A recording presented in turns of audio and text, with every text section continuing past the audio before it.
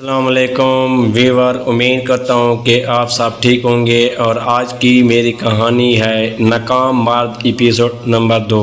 میں رکشا کر کے اماں کے پاس چلی جاتی ہوں، وہاں سے بھابھی کے ساتھ ہاسپٹل چلی جاؤں گی۔ سیما نے کہا اوکے، احتیاط سے جانا، اچھی طرح نقاب لگا کر اور رکشا کر کے نمبر کی پک لے کر مجھے سینڈ کر دینا۔ اور ہاں، یہ رکشا ٹیکسی والے باتونی ہوتے ہیں، ان سے بات کرنے اور پیسوں پر بحث کرنے کی ضرورت نہیں، جو بولے خاموشی سے دے دینا اور اس طرح بیٹھنا کہ رکشے کے شیشے میں نظر نہ آؤ۔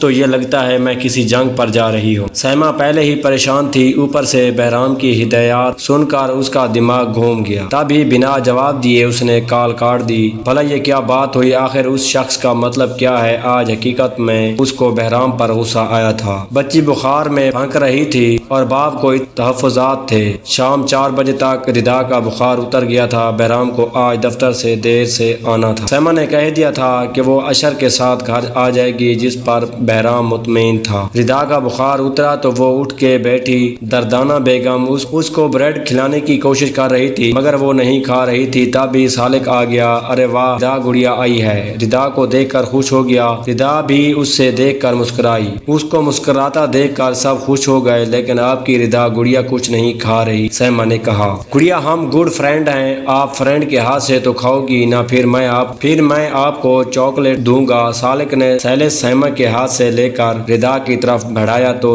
اس نے منہ کھول کر چھوٹا سا بائٹ لے لیا۔ ارے واہ سالک انکل تو گڑیا کے اچھے والے فرینڈ ہیں، گڑیا ان سے کھا لے گی۔ سیما نے مسکرا کر کہا تو اور کیا، ردا مجھ سے کھائے گی، پھر ہم لوگ لان میں کھیلیں گے اور چاکلیٹ بھی کھائیں گے، سالک نے بھرپور ہنسی کے ساتھ کہہ دیا۔ اسی وقت دردانہ بیگم عصر کی نماز کے لیے اٹھ گئی۔ سین میں بچھے تخت پر سیما اور سالک ردا کے ساتھ بیٹھے تھے اور ردا کے خوشگوار موڈ پر ہنس رہے تھے۔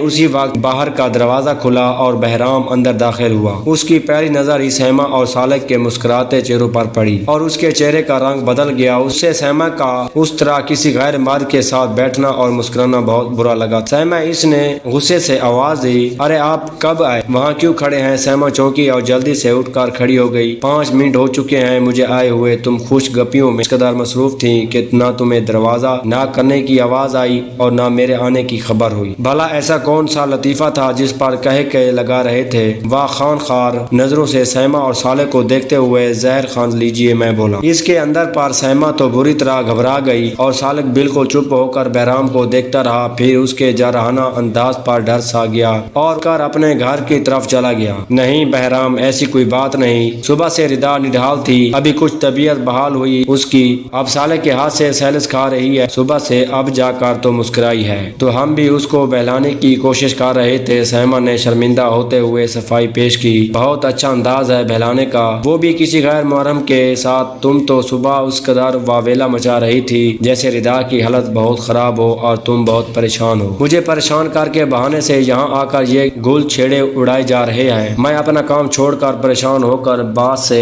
لڑ جھگڑ کر آیا کہ ردا نہ جانے کس حال میں ہوگی، مگر یہ تو سین ہی کچھ اور ہے۔ بہرام، آپ کیسی باتیں کر رہے ہیں؟ ابھی اماں نماز کے لیے اندر گئی ہے، بھابھی چائے بنانے گئی ہے، سالک تو ابھی آیا تھا، اسے ردا بہل جاتی ہے، وہ ہمدرد اور سیدھا سادہ لڑکا ہے، اس کا بچوں جیسا بیہیور ہے۔ بس سالک، نامہ بند کرو اور فضول جواب پیش کرنے کی ضرورت نہیں، اب سمجھ آئی کہ ہر ہفتے تمہارا یہاں حاضری لگانا کیوں ضروری ہے۔ جانتی ہو نا کہ مجھے یہ سب پسند نہیں۔ بہرام کا لہجہ بدستور کاٹ دار تھا۔ اسی وقت دردانہ بیگم بھی آئیں۔ بہرام نے ان کو سلام کیا، وہ بھی ابھی تک کھڑا ہوا تھا۔ وعلیکم السلام بیٹا، او بیٹھو، انہوں نے شفیق لہجے میں کہا۔ نہیں آنٹی، میں جلدی میں ہوں، اٹھو سیما گھر چلو، بہرام نے روکھے لہجے میں کہا تو وہ فوراً ہی کھڑی ہو گئی۔ سیما اپنے بھائی کے آنے تک رک جاتی، بہرام کھانا کھا کر چلے جاتے تم لوگ، بھابھی نے کو تیار دیکھ کر کہا۔ شکریہ بھابھی، پیٹ بھر چکا ہے میرا، بہرام نے پہلا جملہ روز سے اور دوسرا تیکھے انداز میں سیما کے کان میں ادا کیا۔ اس نے تعصب سے اس سے عجیب شخص کی جانب دیکھا، پھر نظریں جھکا کر قدم آگے بڑھا دیے۔ بہرام، آپ ایک بے بنیاد اور چھوٹی سی بات کو خام خواہ بڑھا رہے ہیں، آپ کیسے آدمی ہیں؟ مجھ پر ذرا سا بھی اعتماد نہیں آپ کو؟ سیما کو رونا آ رہا تھا، تب ہی گھر آ کر وہ گلہ کر بیٹھی۔ ہاں میں ایسا ہی ہوں، کیونکہ مجھے تم سے پیار ہے، تم پر صرف میرا حق ہے، وہ پورے حق سے بولا۔ اس بات سے میں نے کب انکار کیا ہے؟ جانتی ہو کہ آپ مجھے بہت پیار کرتے ہیں، میری زندگی میں بھی آپ ہی آپ ہیں، لیکن صرف میاں بیوی کا آپس میں ہی تعلق نہیں ہوتا، اور رشتے تعلقات ہوتے ہیں وہ بھی نبھانے پڑتے ہیں۔ سیما نے نرم لہجے میں میں سمجھانے کی کوشش کی۔ ہاں تو میں نے رشتہ داریاں ختم کرنے کو کب کہا، کب تمہیں ماں بھائی اور بھائی سے ملنے سے روکا ہے، مگر غیروں سے بات کرنا مجھے قطعی ناپسند ہے۔ مجھے تو تمہارا شاپ کیپر سے ڈیلنگ کرنا بہت او کرنا، ٹھیلے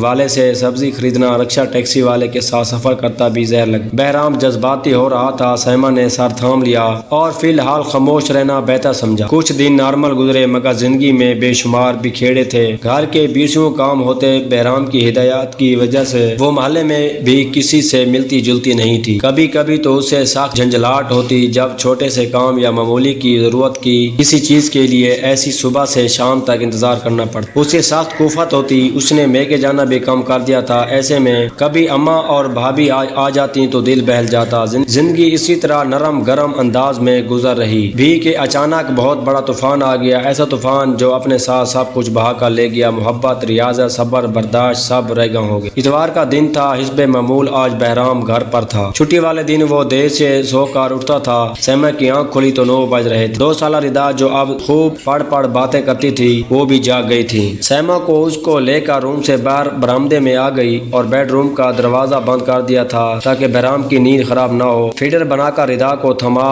کر وہ واش روم چلی گئی۔ واش روم سے واپس آئی تو موبائل مسلسل بج رہا تھا۔ نمبر دیکھ کر اس نے کال ریسیو کر لی۔ ہیپی برتھ ڈے ڈیا، ضرور ضرور، کیوں نہیں، آپ کے لیے تو ہر وقت حاضر ہیں انشاءاللہ، باقی باتیں بعد میں۔